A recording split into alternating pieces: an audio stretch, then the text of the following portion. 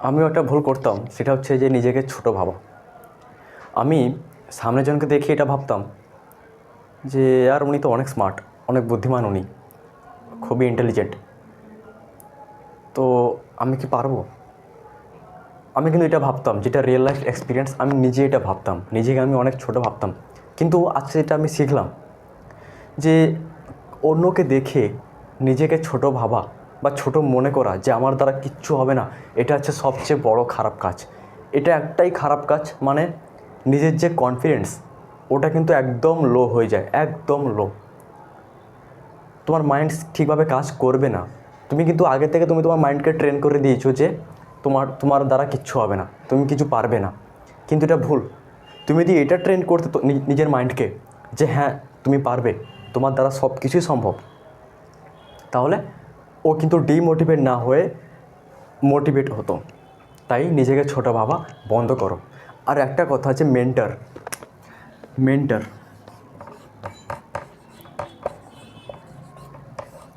মানে গুরু।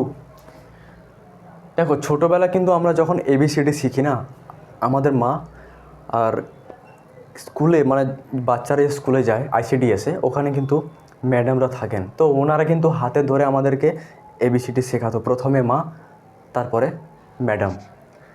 তো কেউ তো ছিল আমাদেরকে এবিসিডি শেখাবার জন্য। আমরা কিন্তু নিজে থেকে যাইনি ওখানে শিখতে, কেউ তো শিখিয়েছে, তাই তো আমি আজকের এখানে, তুমি আজকের ওখানে, আমরা সবাই এখানে, মানে আমরা কিছু না কিছু শিখতে পারছি, তাই তো। কারণ এটা মেন্টর ছিল তখন, না চাইতো একটা মেন্টর ছিল। কিন্তু এখন এই মুহূর্তে আগে বাড়তে হলে না, গুরু লাগবে। দ্রোণাচার্য এমনি এমনি হয়নি, তার কাছে অর্জুন ছিল বলে উনি হয়েছে, ঠিক আছে। তাই একটা মেন্টর তুমি চুজ করো, তুমি গুরুকে ফলো করো, গুরু যেমন বলছে তুমি তেমনই করো। আমি আমার নিজের গুরুকে কিন্তু ঠিক করেছি, রাজ সাহমানি স্যার। আমি ওনাকে খুবই ফলো করছি, নিজে অনেক কিছু শিখছি, প্লাস আমি তোমাদেরকে শেখাচ্ছি। তাই গুরুকে তুমি ফলো করো। মেন্টর না হলে আমরা কেউ কিন্তু ওই পৃথিবীতে আগে বাড়তে পারবো না। কেউ তো থাকবে যে বলবে তুমি এই রাস্তা দিয়ে যাও, তবে হ্যাঁ, রাস্তা চলার পথটা কিন্তু ওটা তোমাকেই কিন্তু দেখতে হবে। কিন্তু হ্যাঁ, উনি দেখে দেবে যে তুমি এই রাস্তা দিয়ে যাও, কারণ উনি কিন্তু এই রাস্তা দিয়ে গেছেন। যেমন আমার বয়স 22 বছর বয়স, 24 বছর বয়স যদি একজন আমাকে বলে তুমি এটা করো না, এটা আমি করে এসেছি, এটা খুব খারাপ, কারণ উনি আমার বয়সটা পেরিয়ে এসছেন, তাই উনি আমাকে বলছেন এটা আমার ভালোর জন্য, ঠিক আছে। তাই গুরুকে তুমি ফলো করো। মেন্টর না চুজ করলে কিচ্ছু হবে না, আমরা কিন্তু আগে বাড়তে পারবো না। আজ এই যুগে, এই সমাজে, এখন আজকের ডেটে একলা কারোর দ্বারা কিচ্ছু হয়নি, যেটা আমি শিখেছি। একটা গুরু তো লাগবেই, যে তোমাকে পথ দেখাতে পারে, যে তুমি এই পথে যাও, তুমি কিছু পারবে, তুমি কিছু করতে পারবে।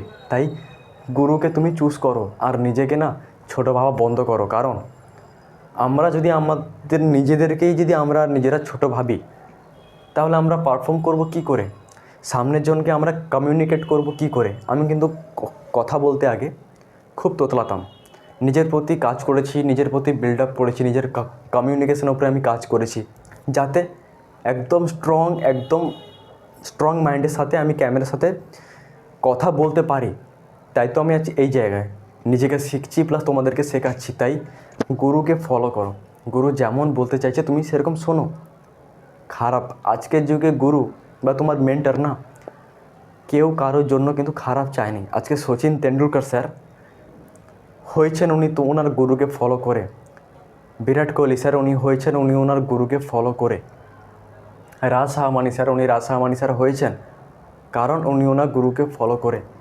তাই গুরু চুজ করো, মেন্টর। ওকে, দেখা হচ্ছে আমার নেক্সট ভিডিওতে। আমার ভিডিওগুলো যদি ভালো লাগে, আপনাদের যদি কিছু ভ্যালুয়েবল কন্টেন্ট আমি দিতে পারি, তো আমার চ্যানেলটাকে লাইক, শেয়ার অ্যান্ড সাবস্ক্রাইব করে যেও। তো পরবর্তীকালে যখন আমি কিছু শিখে যখন ওই ভিডিওটা আমি আপলোড করব, সবার আগে কিন্তু নোটিফিকেশান আপনার কাছেই যাবে, তো আপনি ওটা দেখতে পারেন। ওকে, দেখা হচ্ছে আমার নেক্সট ভিডিওতে। ভালো থাকবেন। জয় হিন্দ।